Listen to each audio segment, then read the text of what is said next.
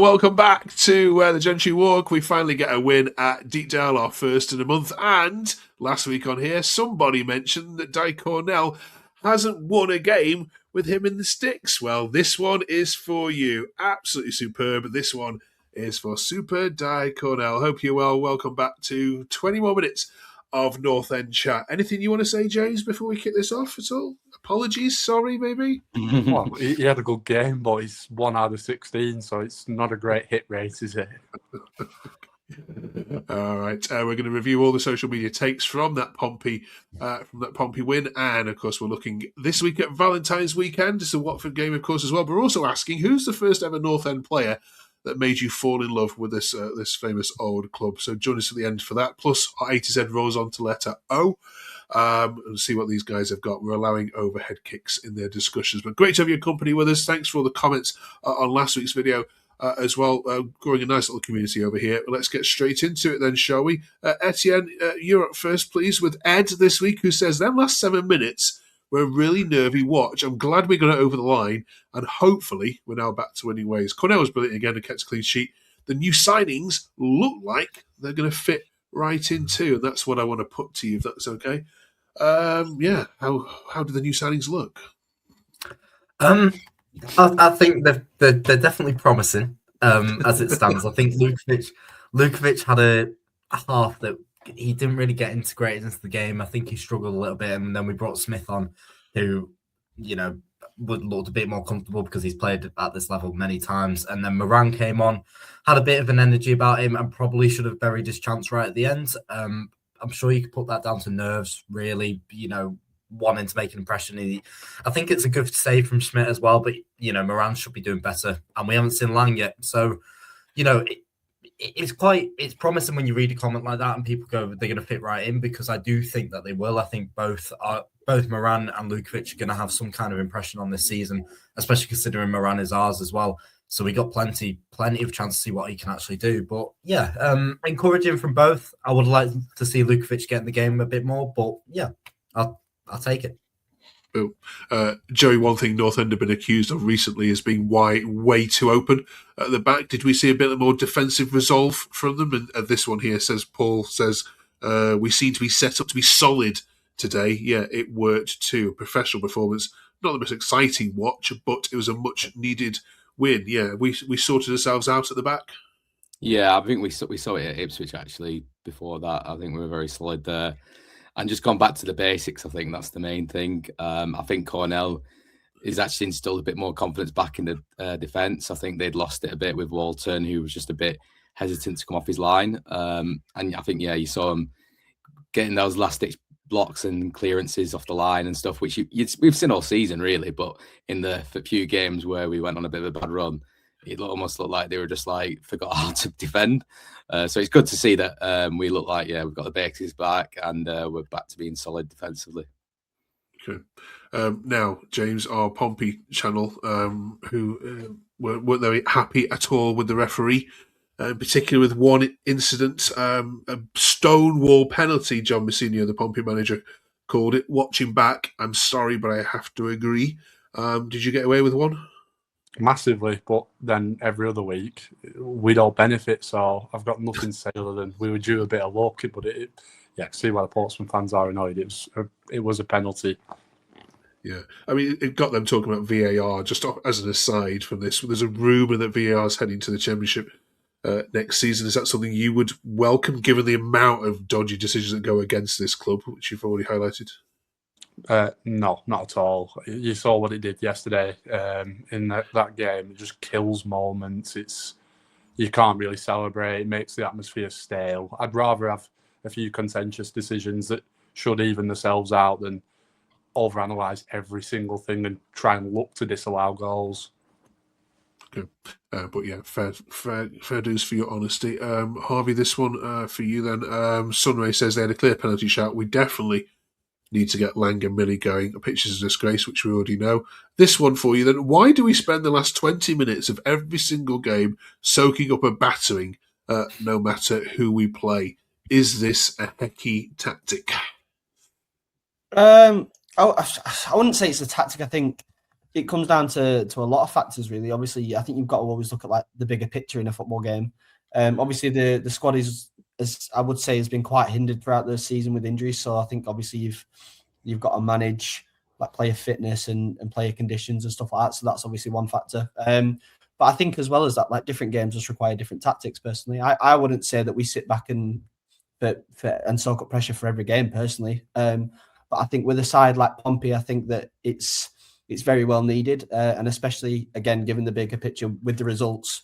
Like you said, it's the first win in a month, so to be 1-0 up, you're wanting to hold on to that lead because you're not wanting another, a last minute dagger like the Ipswich game. So obviously, like Portsmouth are always going to be a tough side. They're aggressive, they're physical, and they're very good at putting the pressure on you. So I think that if it means that I have to sit back for 10 minutes and watch us soak it all up just to be able to get the win that we've not seen in a while, then I'm more than happy to take that. It's part of the season, Harvey, where fans of other teams are starting to get really nervous. I've just been speaking to Blackburn fans. They're worried about going down. West Brom think they're going down. How nice is it that even on this podcast we are in that discussion for once with you guys? Yeah, obviously it's a breath of fresh air, but obviously all of us on this podcast now know that we were in this exact same position last season. So it's very daunting. But I think it is, again, I think that the league is very wide open this year. I think that all it takes is, like one good result, one like gritty performance, and, your form could turn just like that, really. So I think that obviously there's a lot of quality sides down there. Obviously, like you said, you've got your Blackburns, West Broms, Leicester in near the bottom. So it just says that how much of like a destruction the league has been this season. So yeah, it's nice to not be anywhere near there this season. Yeah. Let's talk about Watford then, showing next. Etienne, in the last couple of hours, they've announced a brand new manager. Looks a bit like you, actually, to be fair. Ed's still, I mean, North End have got a bit of a habit of having to play teams and new managers. How do you see this one going? Well, I've never heard of him, but you kind of have to go. I think it happens so many times. We do come up against teams with new managers, and I think we often fall on the wrong side of them results, even though I've never heard of him. He has a pretty average record at 3 Belgian teams. He's kind of like almost the perfect Watford manager, actually, random records in Belgium. But, Watford are a very good side. Imran Louza will run the game no matter who's in charge at the time. Georgie Chapford-Hasday as well, massive threat. Their strikers seem to be out of form, but one of them's always seems to be hitting the back of the net. So I think we can't look at it and go, it's going to be easy because it's a new manager and their performance might suffer for it. Watford will punish us if we're lackluster. So yeah, I think it's a must win as well, considering Watford, like Harvey said, any result 3 weeks ago they were pushing for the playoffs. And now they're 11th or 12th, and they almost seem out of it. But one result for them, and they're back in the conversation. So we really have to take this opportunity and use the managerial switch, use their lack of form and the win we've just had to go out, get a result, and put ourselves in an even better position. Yeah, bro. Joey, in terms of team selection then this weekend, what changes do you need to make, if any, to the Pompey starting 11? In particular, given that Watford fans have already said that Jebison is definitely going to be up for this one, given the amount of slander they gave him online when he was at their club.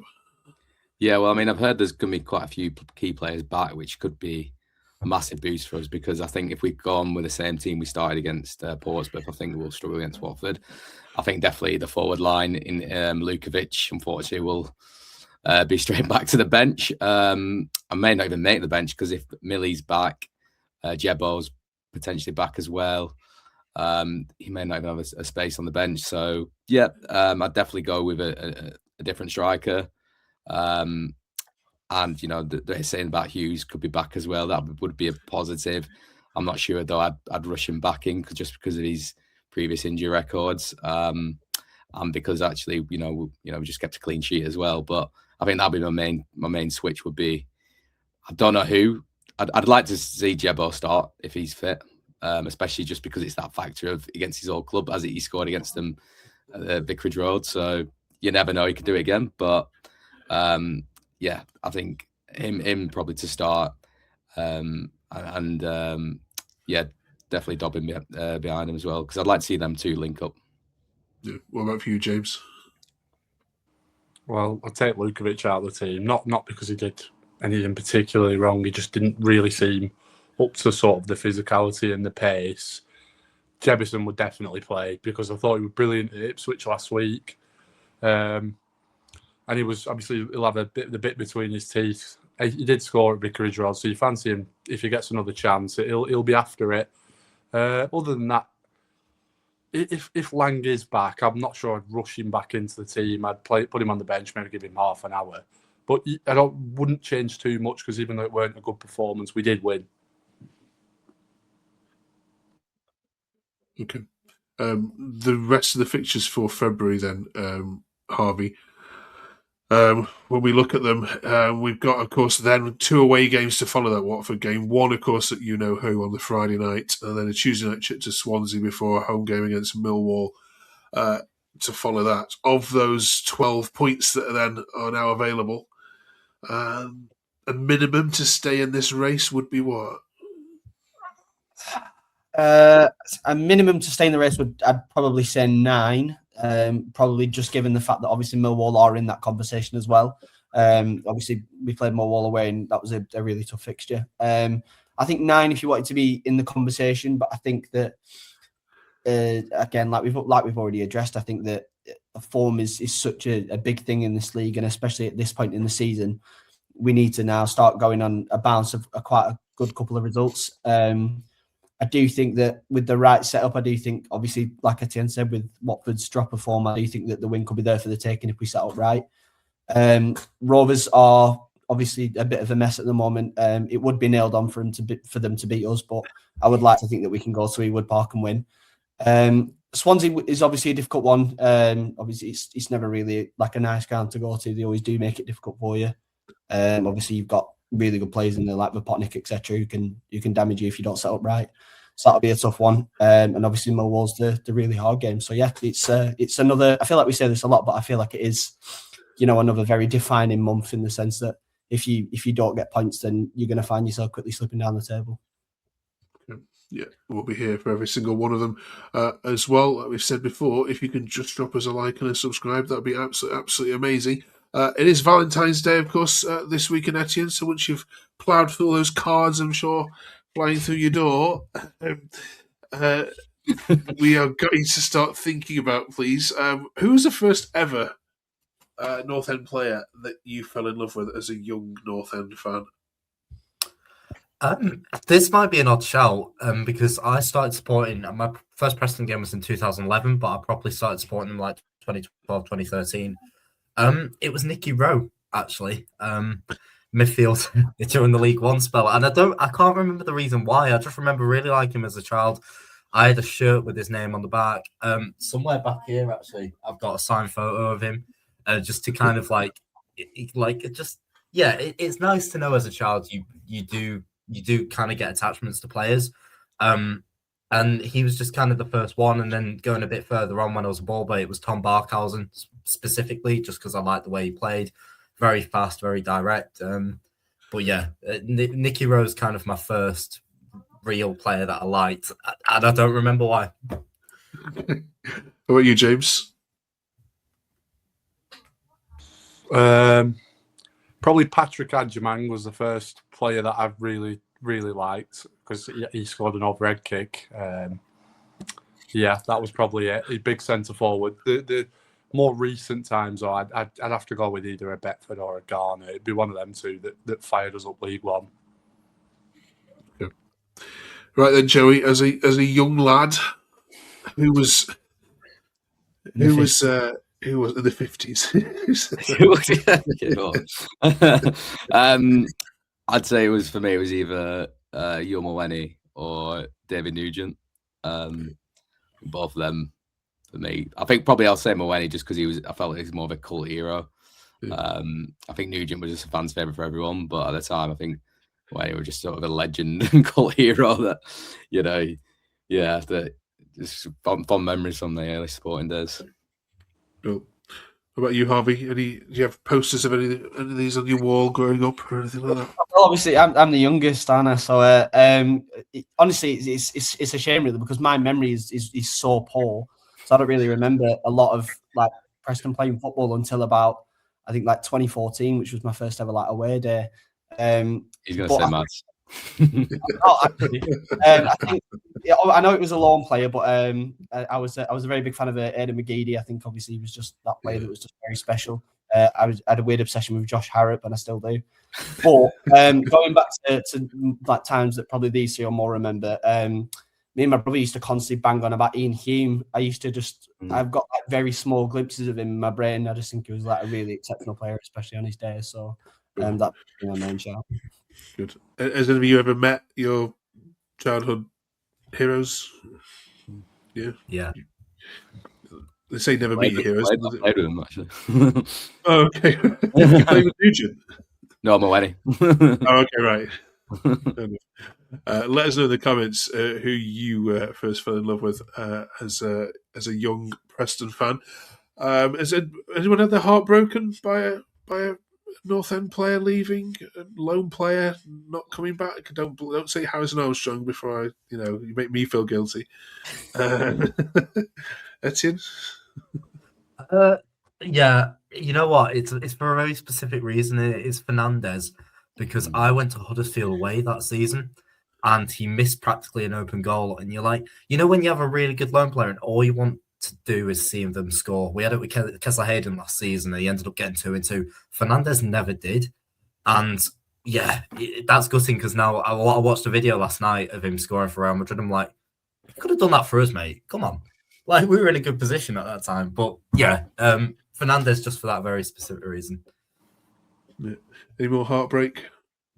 Obviously Fernandez would have been one, but I had such an emotional attachment to Sepp van den Berg.